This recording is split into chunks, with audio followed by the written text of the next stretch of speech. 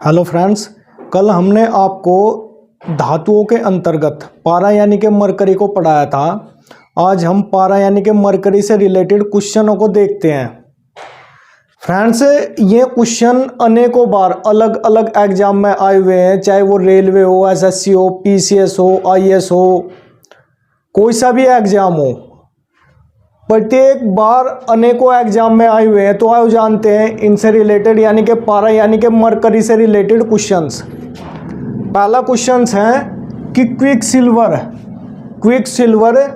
के नाम से जाना जाता है। हमने आपको बताया था कि क्विक सिल्वर के नाम से पारा यानी कि मरकरी को जाना जाता है क्योंकि यह चांदी यानी कि सिल्वर की तरह चमकदार होता है, इसलिए इसे क्विक सिल्वर कहा जाता है। तो मरकरी को क्विक सिल्वर के नाम से भी जाना जाता है। अगला क्वेश्चन है कि निम्नलिखित मिश्र धातुओं में से किसे अमलगम कहते हैं। फ्रेंड्स, अमलगम पारा तथा अन्य धातु जो क्रिया करके अमलगम का निर्माण करते हैं। अन्य धातु से मतलब कोई भी धातु हो सकती है सिवाय लोहा यानी कि आयरन के, यानी कि लोहा पारे के साथ क्रिया नहीं करता, इसलिए पारे को लोहे के बर्तनों में रखा जाता है। तो निम्नलिखित मिश्र धातुओं में से किसे अमलगम कहते हैं। तो पारा कोई सी भी धातु के साथ क्रिया करके अमलगम का निर्माण करता है, आयरन को छोड़कर। तो इसमें देखते हैं जस्ता तांबा, तांबा टिन, पारा जस्ता या तांबा एल्यूमिनियम। तो इसमें पारा तथा जस्ता इसके मिश्रण को अमलगम कहा जाता है, जबकि जस्ता तथा तांबा यह एक मिश्र धातु है। जस्ता यानी जिंक, तांबा यानी कि कॉपर Cu, इसके मिश्रण को पित्तल यानी कि ब्रास कहा जाता है। तांबा तथा टिन को कांसा यानी कि ब्रोंज कहा जाता है, जबकि तांबा तथा एल्यूमिनियम का मिश्रण रोल्ड गोल्ड या कृत्रिम सोना कहा जाता है इसको। अगला क्वेश्चन है कि पारा यानी कि मरकरी का निष्कर्षण किससे किया जाता है।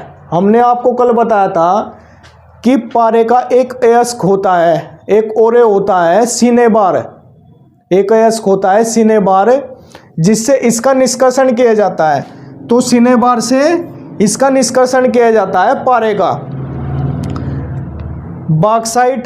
बॉक्साइट से एल्यूमिनियम का निष्कर्षण किया जाता है।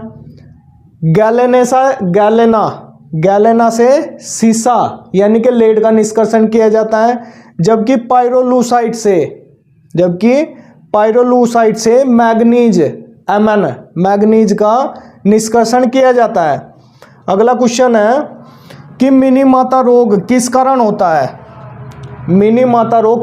होता है। तो शरीर के अंदर जब पारा चला जाता है किसी भी माध्यम से तो मिनी माता रोग हो जाता है।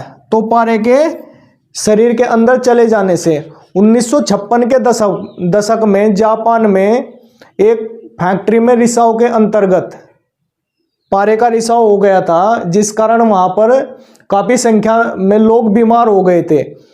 तो वहीं से इस मिनी माता के नाम से जाना जाता है इस रोग को। इसी रोग के कारण यानी कि पारे के रिसाव के कारण वहां पर जो स्थित खाड़ी है उस खाड़ी को मिनी माता की खाड़ी भी कहा जाता है। अगला क्वेश्चन है किसी अमलगम का एक घटक सदा होता है। अमलगम में सदा एक घटक होता है, यानी कि पारा किसी अन्य धातु से जो क्रिया करता है उसे अमलगम कहा जाता है।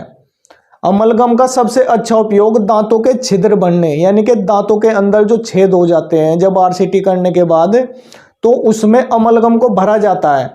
तो इसका सबसे अच्छा उपयोग दांतों के छिद्र भरने में किया जाता है।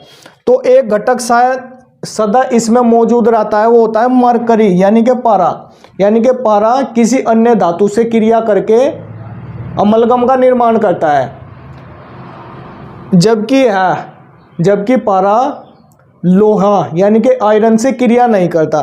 तो किसी अमलगम का एक घटक सदा होता है तो मरकरी होता है। फ्रेंड्स, आप देख भी रहे होंगे अलग अलग एग्जाम में ये क्वेश्चन आए हुए हैं। अलग अलग एग्जाम में ये क्वेश्चन आए हुए हैं।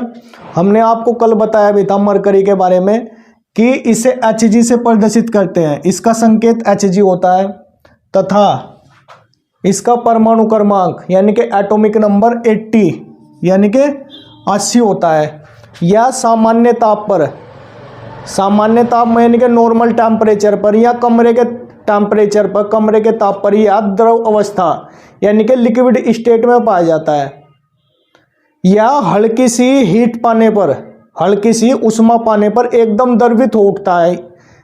द्रवित यानी कि लिक्विफाइड हो जाता है। द्रव में, द्रव तो इसकी अवस्था होती है, हल्का सा टेम्परेचर पाते ही यह एकदम अपनी स्थिति से चलने लगता है और यह कांच पर भी नहीं चिपकता, यह कांच पर भी नहीं चिपकता। फ्रेंड्स अगला क्वेश्चन है कि निम्न में से कौन सामान्य ताप पर द्रव है, यानी कि सामान्य ताप नॉर्मल टेम्परेचर पर कौन सी धातु लिक्विड स्टेट यानी कि द्रव अवस्था में रहती है। तो पारा, पारा सामान्य ताप पर या कमरे के ताप पर, रूम टेम्परेचर पर सामान्य द्रव अवस्था में रहती है। तो कौन सामान्य ताप पर द्रव अवस्था में रहता है, पारा यानी कि मरकरी। अगला क्वेश्चन है कि पारे का तापमापी यंत्रों में यानी कि थर्मामीटर में उपयोग किया जाता है, उपयोग क्यों किया जाता है।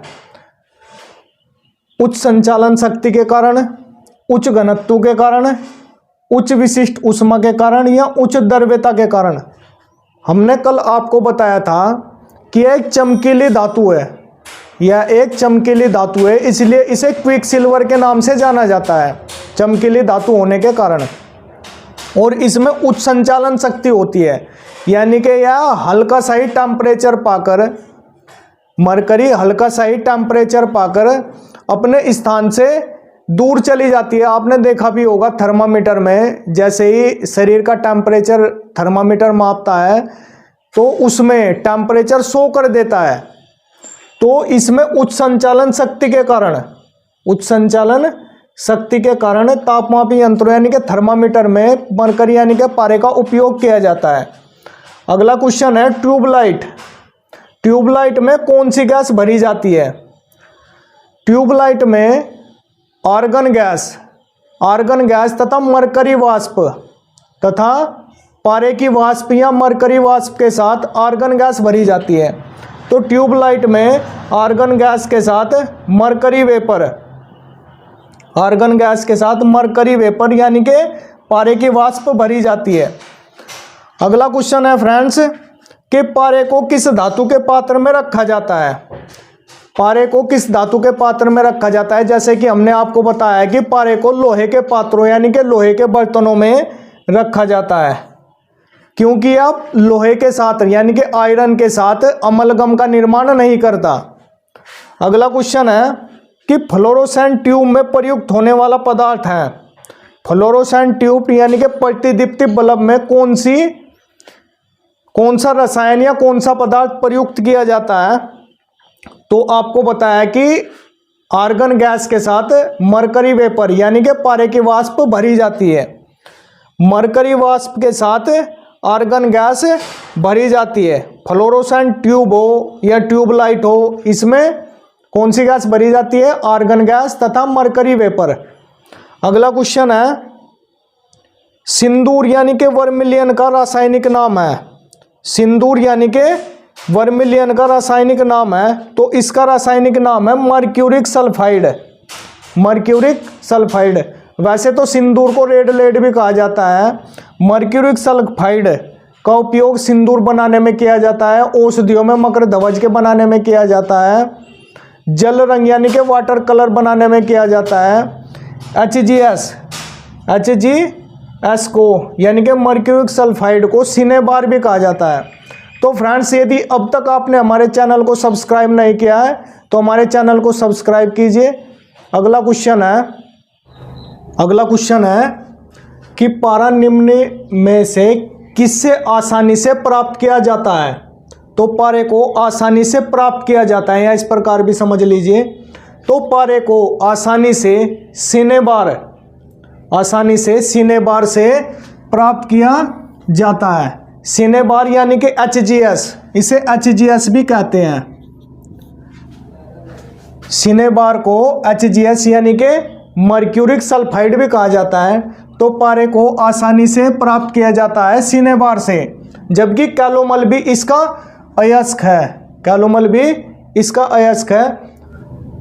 अगला क्वेश्चन है पारा का अयस्क है, तो इसमें आपको बताना है कि पारे का कौन सा अयस्क इनमें मौजूद है ऑप्शन में। तो गैलेना, गैलेना किसका अयस्क है? सीसा यानी कि लेड का। जबकि कैलोमल या मर्क्यूरस क्लोराइड, मर्क्यूरस क्लोराइड किसका अयस्क है? पारे का।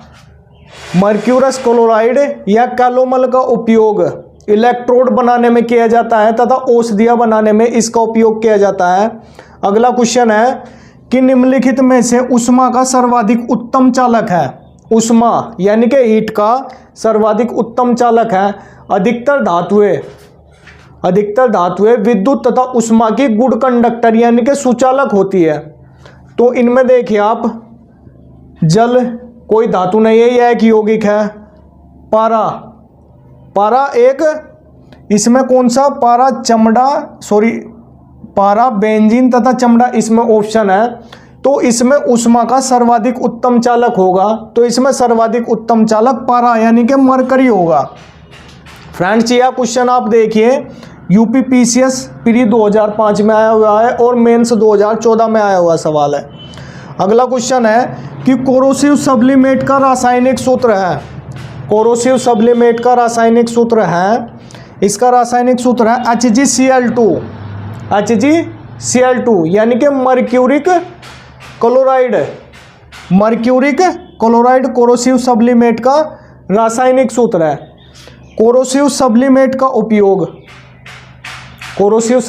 का उपयोग कीटनाशक पदार्थ बनाने में तथा सर्जिकल इक्विपमेंट को साफ करने में इसका उपयोग किया जाता है, क्योंकि कोरोसिव सब्लिमेंट एक भयंकर विष का काम करता है, जहर का काम करता है। अगला क्वेश्चन है कि औषधियों में मकरध्वज के रूप में प्रयुक्त होने वाला रसायन है। तो मकरध्वज एक औषधि है, इसमें प्रयुक्त होने वाला रसायन कौन सा है? HGS यानी कि मर्क्यूरिक सल्फाइड। इसे ही सिंदूर, मर्क्यूरिक सल्फाइड को ही सिंदूर भी कहा जाता है, या सिंदूर बनाने में इसका उपयोग किया जाता है। जल रंग यानी कि वाटर रंग इसका उपयोग किया जाता है, तथा इसे ही सिनेबार HGS मर्क्यूरिक सल्फाइड भी कहा जाता है।